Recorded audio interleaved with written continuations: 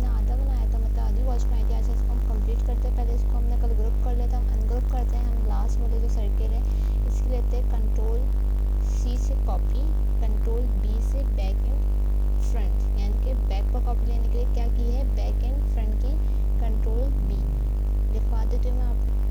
Short keys भी हाथ के हाथ लिख लेते हैं।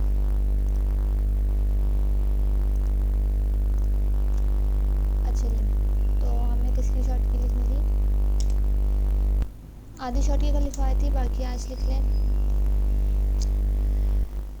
बैक पेस्ट एंड बैक की शॉर्ट की है हमारे पास control plus B। Back and paste की शॉर्ट की है कंट्रोल प्लस B।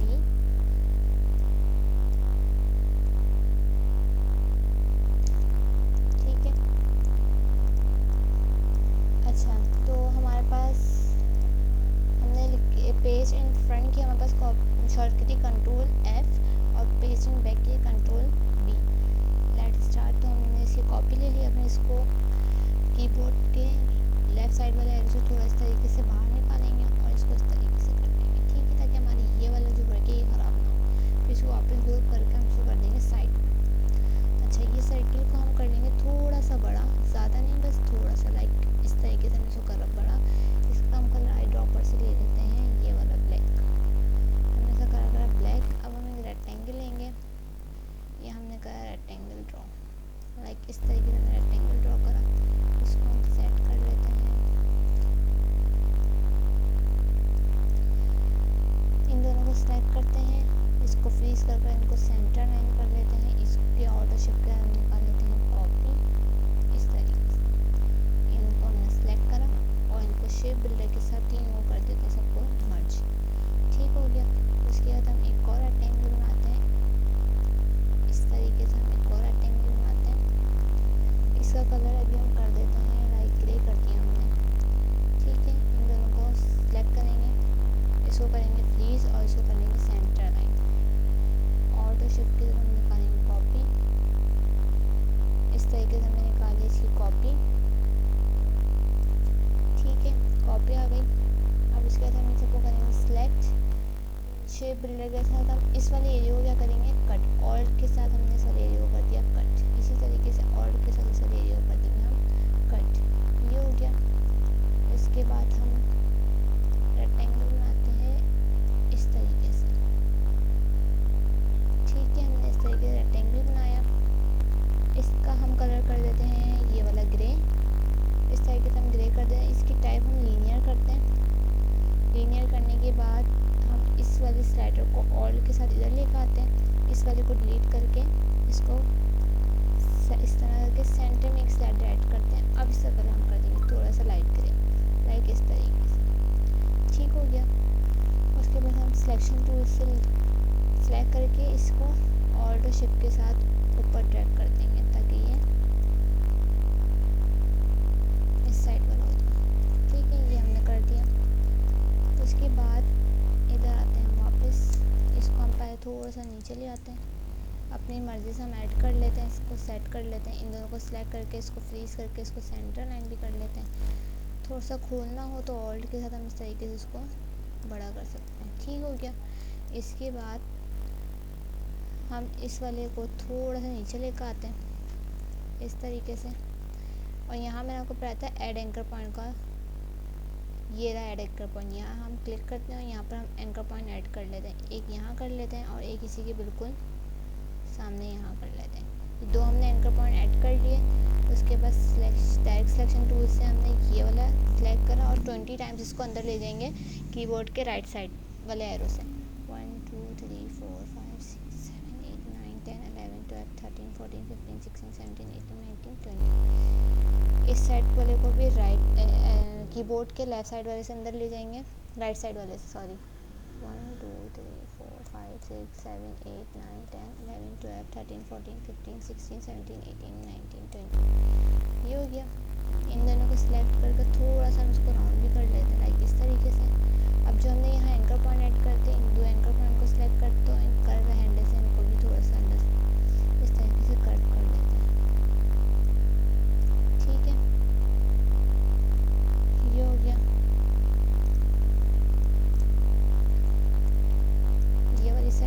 वापस हो गई। अच्छा, अब इसी के हम लेते हैं कंट्रोल सी से कॉपी, कंट्रोल F से पेस्ट इन फ्रंट और इसका साइज़ कर देते हैं हम इस तरीके से छोटा। यहाँ से हम थोड़ा इस तरीके से बढ़ा देते हैं ऑल्ट के साथ ताकि ऊपर से ही बढ़ जाए। ये हो गया। अब हम इसका कलर करते हैं ब्लैक। आई ड्रॉप पर हमने ब्लैक कलर करा। अच्छा, उसके बाद मैंने पाया था यहाँ स्ट्रोक, हम इसको चेंज कर लेते हैं, स्ट्रोक में कर लेते हैं, फिल इसकी बंद कर लेते हैं और स्ट्रोक इसकी ऑन करके ब्लैक कलर कर लेते हैं। इसकी स्ट्रोक बढ़ा लेते हैं, यहाँ से पहले हम कर लेते हैं 2, हमने स्ट्रोक कर ली। अब स्ट्रोक को वापस सेलेक्ट करेंगे, हम यहाँ स्ट्रोक के पैनल पर क्लिक करेंगे तो यहाँ स्ट्रोक का पैनल खुल जाएगा। यहाँ लिखा हुआ है डैश लाइन, हम डैश लाइन पर चेक लगाएंगे और यहाँ हम लिख देंगे 2 लिख देंगे हम, ठीक है, या हम 4 कर देते हैं यहाँ पे इस तरीके से, बस और कुछ भी नहीं करना। तो ये इस पर इस तरीके से लाइंस आ जाएंगी, हमारा स्ट्रोक इस तरह डैश में चेंज हो जाएगा, ठीक है। हम अपनी मर्ज़ी से इसको सेट कर सकते हैं, हम चाहें तो इसको इस तरीके से हम यहाँ कर देते हैं 6 भी कर सकते हैं, हम इसे इस तरीके से भी कर सकते हैं, जिस तरीके से हमें सही लगे हम उस तरीके से कर सकते हैं, ठीक है। अब हम ऊपर वाली साइड पर आते हैं, इस पूरे को हम सिलेक्ट कर नीचे ले आते हैं थोड़ा सा ताकि हमें नज़र आए काम। अब इस साइड पर हम अपना रेक्टेंगल बनाते हैं, कुछ इस तरीके से हमने इसको बनाया रेक्टेंगल को अपने, ठीक है। इसको वापस हम इसकी स्ट्रोक बंद करके इसकी फिल ऑन कर लेते हैं, ठीक हो गया। इसकी हम एक कॉपी यहाँ निकाल लेंगे, इस तरीके से हमने इसकी एक कॉपी निकाली। अच्छा जी, अब हम इसको इस तरीके से राउंड कर देते हैं, हमने इसको राउंड करा और इसको हम यहाँ लाकर सेट करते हैं, इन दोनों को सिलेक्ट करा, इसको करा फ्रीज और अलाइन के पैनल पर आके इसको कर दिया सेंटर अलाइन।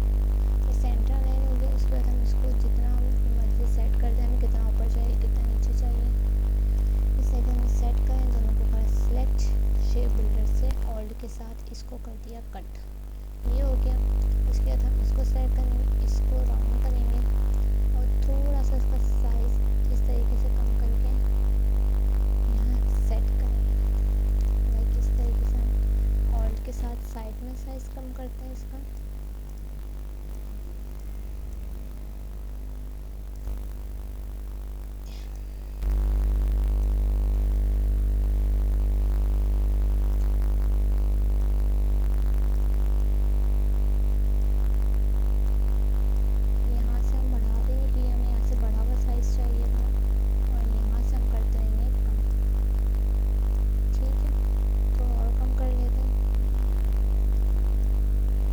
इसको हम करेंगे यहाँ इस तरीके से सेट, हमने सेट कर लिया। हमें साइज़ बढ़ाना हो हम बढ़ा सकते हैं, हमें और कम करना हो हम और कम कर सकते हैं। देन उसके बाद हम यहाँ पर लेंगे एक इस तरीके से हमने बनाया रेक्टेंगल बनाया हमने, इसके ऊपर हम एक और रेक्टेंगल बना लेते हैं इस तरीके से, ठीक है। इन दोनों को करते हैं, पिछले लोग हमने करा फ्रीज, अलाइन के सेगमेंट से हम इसको करते हैं सेंटर अलाइन। शेप बिल्डर लेंगे, शेप बिल्डर से ऑल्ट के साथ हम दोनों कर देंगे कट, ये हो गया। उसके बाद सिलेक्शन टूल से हम इसको कर देंगे इस तरीके से, इसके ऊपर सिलेक्ट और इसका साइज़ हम बढ़ा लेते हैं थोड़ा सा क्योंकि ये बहुत छोटा लग रहा है। और के तक हमने यहाँ से इस तरीके से साइज़ का बढ़ा लिया। इन दोनों करेंगे सिलेक्ट, इसको करेंगे फ्रीज और इसको करेंगे सेंटर लाइन, ठीक है, ये हो गया। इसके बाद हम इन दोनों को सिलेक्ट करते हैं और शेप बिल्डर के साथ इन दोनों को कर देते हैं मर्ज, ये हो गया मर्ज।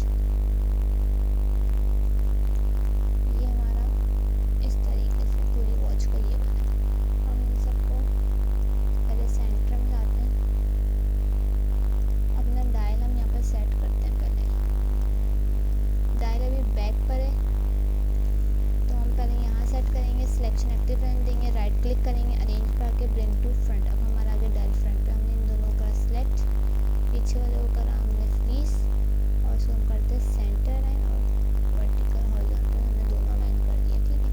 थोड़ा सा हमारा डायल बड़ा हो रहा है तो हम इसको थोड़ा सा छोटा कर देते हैं डायल को ताकि वर्क हमारा थोड़ा सही लगे। अच्छा, इससे पहले ये देखिए, ये हमारे यहाँ से थोड़ा सा अलग अलग लग रहा है तो हम इसको सिलेक्ट करके लाइक हमारा वर्क ये हो रहा है ना इस तरीके से, तो हम इसको सिलेक्ट करते हैं, थोड़ा सा सेट कर लेते हैं। अच्छा जी, अब हम उसको वापस यहाँ सेट करते हैं, सेंटर पे पीछे को फ्रीज करके सेंटर और वर्टिकल दोनों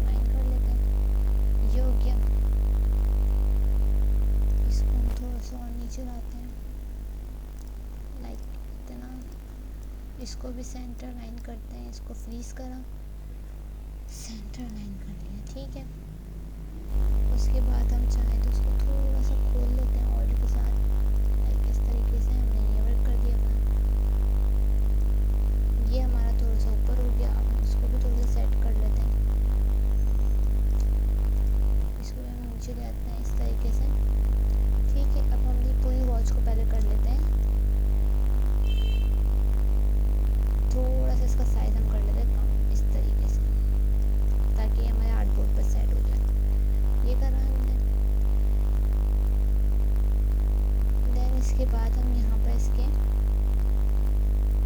यहाँ हम एक सर्किल लेते हैं, इस हुक के लिए यहाँ पर थोड़ा सा इसको बनाना पड़ेगा, इस तरीके से हमने ओवल शेप ली। इसका हम कलर ये वाला ग्रे कर लेते हैं, इसी कंट्रोल सी से कॉपी ली, कंट्रोल बी से बैक पेस्ट में बैक करा और कीबोर्ड के डाउन एरो से थोड़ा सा नीचे लेकर आएंगे। कलर इसका कर लेते हैं हम ब्लैक, इस तरीके से हम थोड़ा सा डाउन लेकर आएंगे इसको, ठीक है।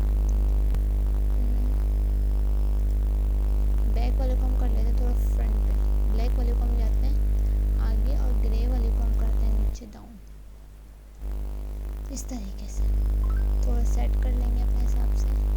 इसको कर हमने ग्रुप, यहाँ लाएंगे इसको और थोड़ा इसको छोटा कर लेंगे, इस तरीके से थोड़ा सा और कर लेते हैं, अभी भी बहुत बड़ा लग रहा है।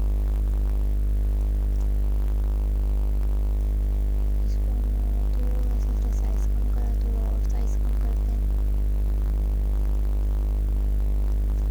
ठीक हो गया। इसकी ऑल्ट शिफ्ट के साथ हम एक कॉपी यहाँ ले आते हैं, कंट्रोल डी करते हैं और इसकी इस तरीके से कॉपी आ जाएगी, ठीक है। ये हमारी कंप्लीट वॉच तैयार है, हम इसको करते हैं ग्रुप, ये हमारी कंप्लीट वॉच तैयार है,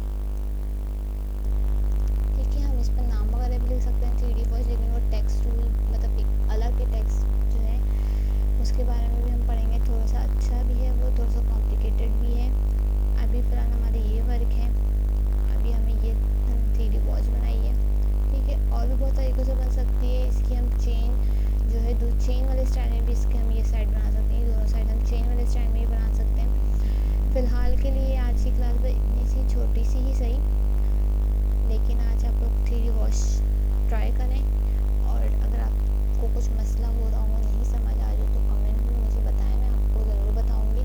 और मुझे बताइएगा, जो मैंने इससे पहले क्लास ली थी मैंने उसमें 2 पिक्चर्स नहीं बनाई थी, 2 वेक्टर ऑब्जेक्ट्स मैंने आपको नहीं बनवाए थे, एक तो एरो और एक था हमारा अम्ब्रेला। मैंने आपको बोला था आप ट्राई करिएगा और नहीं समझ आए तो मुझसे पूछिएगा, तो मुझे बताइएगा कमेंट्स में, आप लोग ट्राई करें, आप लोग से बन गई, अगर नहीं बनी तो फिर मैं आप लोग को नेक्स्ट क्लास में वो बता दूँगी, वरना हम नेक्स्ट क्लास में आगे भी डिस्कस करेंगे। और अगर और 3D वॉच आपको चेन स्टाइल में भी पढ़नी है तो मुझे कमेंट में लाजमी बता दिएगा, तो मैं आपको कल 3D वॉच जो है इन पट्टों की जगह चेन स्टाइल में पढ़ा दूँगी कि चेन किस तरह बनाई जाती है 3D वॉच में। जिस तरीके से आपको पढ़ना हो मुझे बता दिएगा, ठीक है। कमेंट्स में लाजमी मुझे बताइएगा। आज की क्लास बस इतनी सी ही, इसकी प्रैक्टिस कर